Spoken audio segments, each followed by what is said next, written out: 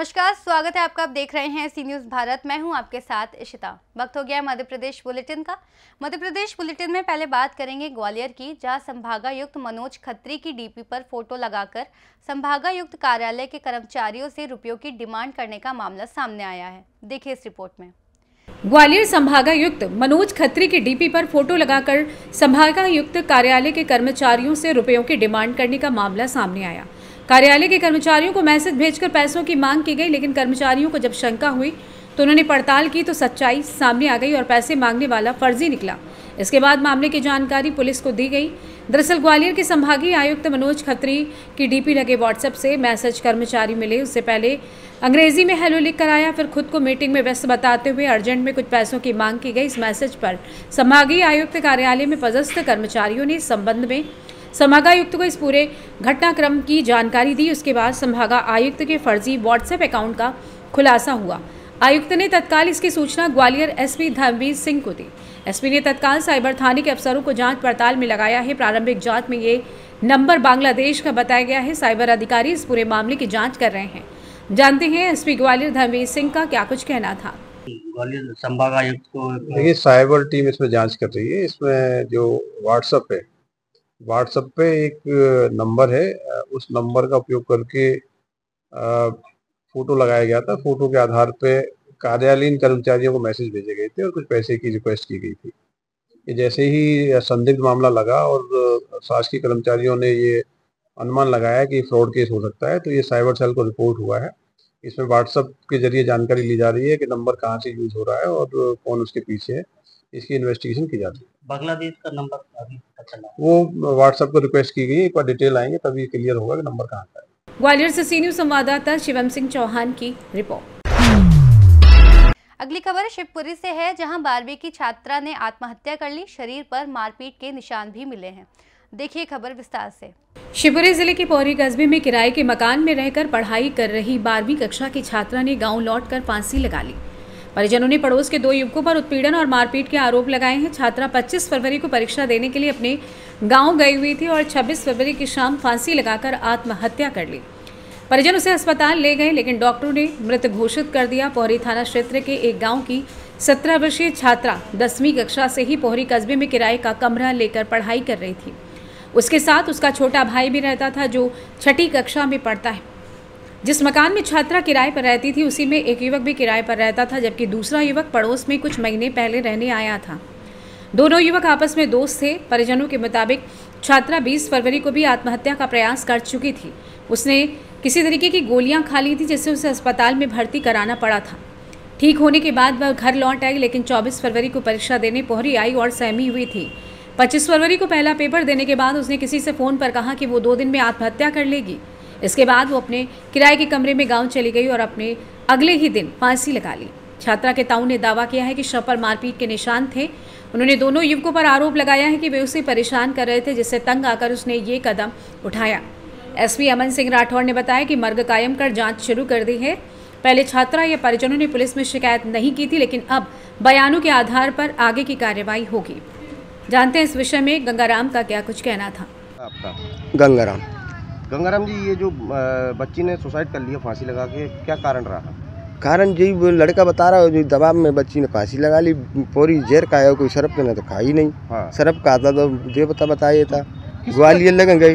गंगाराम जी, किसका दबाव था कि 2 बार है ना? जो लड़का बता रहा है राहुल, 2 लड़कन ने बता रहा है, उनको ही दबाव हो सकता है।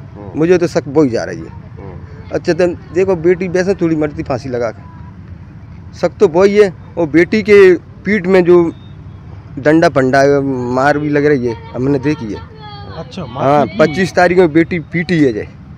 और बेटी ने 1 घंटा रूम पे रोके, रो के मेरी बच्ची बता रही है, मेरी बच्ची बता रही है 1 घंटा रोके, तब जब पेपर दे गई है, फिर पेपर दे के लौट के आई है, फिर भी रोई है मोड़ी। और मैंने देखा है जैसे शिवपुरी आए गए तो बेटी की पीठ की खाल लाल पड़ रही है। हाँ, तो कमरे पे ही मारपीट हुई है। अब जब मुझे पता नहीं है। मेरी बेटी है संग लड़की के। फिर जन मेरी बेटी का नाम है उर्मिला। वो साथ में थी। बस में फोन पहुँचे हैं जिनके, जब तो कोई लड़का ने लगाया, किसी तो लड़का से बोलिए जे लड़की के मैं 2 दिन और जीऊँगी बस। कल तो मैं मरी मिलूंगा। अच्छा, तो वो फोन पे भी धमकी दे रही थी यार? हाँ, जो कोई बात होगी मुझे तो पता नहीं है सर, वो फोन कर रहे थे फोन में। हाँ, आपको बेटी ने नहीं बताया? लेकिन मुझे नहीं बताया सर, बताया नहीं उसकी? बताया नहीं। शिवपुरी से सी न्यूज़ संवाददाता सुनील की रिपोर्ट। अगली खबर भी शिवपुरी जिले से है, जहां पोहरी जनपद पंचायत के उपसिल ग्राम पंचायत में 18 फरवरी को अविश्वास प्रस्ताव पारित होने से सरपंच पद रिक्त हुआ और 27 फरवरी को पंचों के माध्यम से स्थानापन्न सरपंच का निर्वाचन संपन्न हुआ।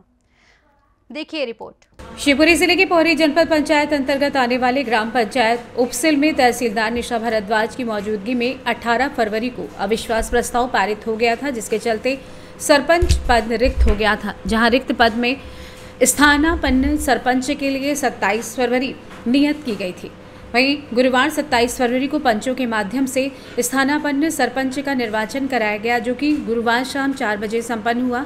इसमें सरपंच नाथी आदिवासी को आगामी आदेश तक स्थानापन्न सरपंच पद के लिए निर्वाचित किया गया।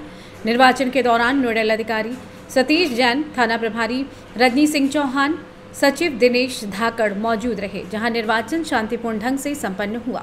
आइए जानते हैं इस विषय में नाथी आदिवासी का क्या कुछ कहना था। तुम्हारा नाथी आदिवासी?